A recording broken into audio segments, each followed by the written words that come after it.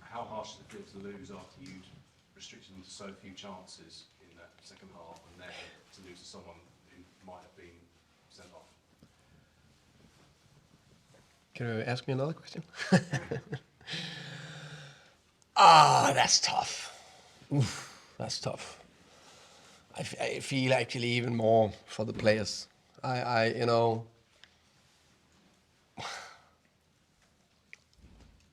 Unbelievable mentality, effort, and determination. We're going here to Arsenal, the informed team in the division, and rightly so. They've been praised for their form, and I think I've said that before. I still mean that. Arteta, the coaching staff, the players have done fantastically, deserve the praise. They scored more than 100 goals last 7 games, something like that, and we restrict them to a minimum throughout the game, almost defensive masterclass. I think they bring almost strongest starting 11. Martinelli is the only one. I'm not expert on Arsenal. Some of you may be expert. That's it. We are missing 7 players. Our captain is going out after 25 minutes, and we still put an unbelievable shift in. With the third, fourth lowest budget and all that, I'm so proud of what they did out there. And you can argue that we had the biggest chance to Nathan Collins before the 2-1 lead. And of course, as you said, Havertz is a clear dive. Clear dive. I wish I just would admit it. I don't know if he had. Because that happens all the time, every week. Someone is doing it, and I know it happens. So that should, of course, have been a second yellow and a red card. And then he wouldn't be able to score the winner. And we probably, hopefully, could gain a little bit more momentum, maybe to win the game. What was said on the bench? Because I could see you talking to the fourth, and the referee had a good look at it as well. On the bench, sorry. Well, at that moment, because there was a pause around it, it seemed like the referee and the fourth official were considering the second yellow card. I don't know. I don't know that, actually. Don't know.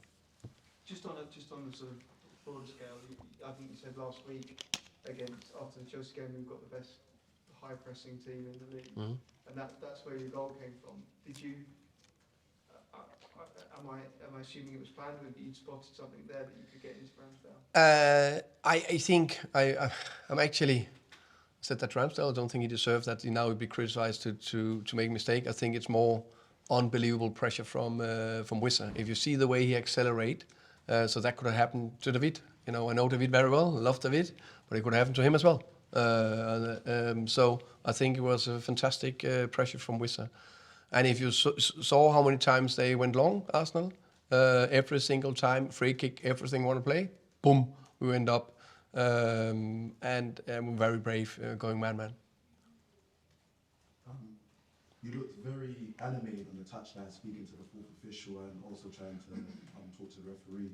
What did you sort of make of obviously you've spoken about the Havertz dive, what did you make of the referee's performance and sort of the communication with the fourth official?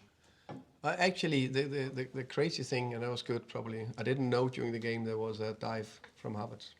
I'm happy I wasn't told and I didn't saw it, because then I probably would have lost and got my 3rd yellow and then couldn't be on the touchline for Burnley. I actually think overall he had a good game overall. I must say that was that key moment. I think that the other thing was minor. There was some, whatever you can say, yellows both ways. That was it. The only thing I know, everyone know that Ivan is strong. It can't be right that he only got 1 foul out of 10 duels with Saliba and Gabriel. They're pretty strong as well. It should be 50-50. That's the only thing. But they probably didn't decide the game. There seemed to be words exchanged between the two benches quite a lot during the game. Did you have any issue with anything they were doing? Try to focus on the game. I think you had some words for Ramsdale afterwards. Could you tell us what you said? Yeah, as I said, I think he's a very good keeper, and I actually I didn't want him to be involved in that situation. And again, I can't say it strongly enough. I don't think it was a mistake. I think it was very good pressure from Wissa. Thomas, it's still just 2 wins in 16 games for you, and now there's only 10 games left in the season. Like, today was a battling performance from you guys, nobody can doubt that, but does your confidence get affected at all a little bit, knowing that there's so little left in the season? Short answer, no, because of course we are devastated over that we didn't get anything out of a very good performance. But if you look, it's about the consistency. If you look at our games so far this season, I think there's 3 bad performances. West Ham, Everton and Sheffield United. Those are 3 bad performances. The rest have been some fantastic effort and performances. So, and eventually, the small margins that you need going your way will turn. If we keep putting a shift and a fight in like we do, no problem. It's another performance against the top 6 team where concentration has been lacking. Just how frustrating is that? I guess we need to give the top teams just a little bit of credit. Okay, just a tiny bit. I know we are big Brentford, the bus stop in Hounslow. I think it's fair to say that they can create chances. So sometimes you get away with some of the situations. I would look back at the goals a little bit more in details. And I think City was more a slip. So today I think it was more, how can you say, goals that, yes, there's always something we can do something about. But I think, for example, 2 of the Liverpool goals we conceded, that was bad mistakes. The City was a slip, unlucky. So I think we are definitely in the right direction. And with the first goal, obviously Saka and White, they were combining quite a lot, and they've got quite a symbiotic relationship. They played a lot for the club and country. That compared to Janelt and Keenlewis Potter, who haven't played together quite as much. What do you make of the idea that sort of gave them quite a big edge in that goal and also in the game? I think that goal, you know, you're playing against a top team. You can't stop everything. If I want to cross the ball, with all due respect for White, because I think he's doing very well, I think we can all agree that Ødegaard or Saka probably got more quality to put the cross in the box. So we should have dealt better with it in the box. End of discussion. But now you're mentioning Keenlewis Potter. How much did we see Saka today?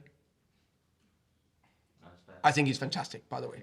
I think Saka is unbelievable fantastic.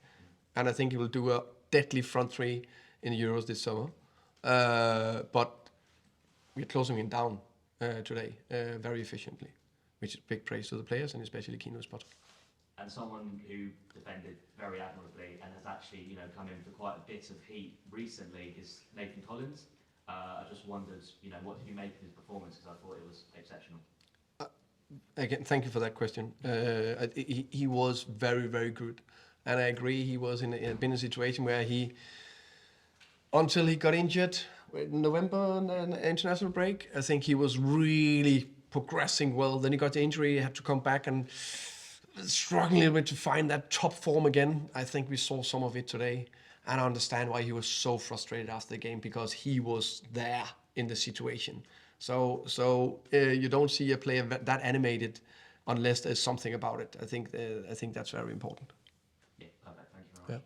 Do you think we'll see Mbuemo before the international break? I wish, but straight after. That should be a definite. Okay. Thank you very much. Thank you, guys. Thank you. Thank you very much.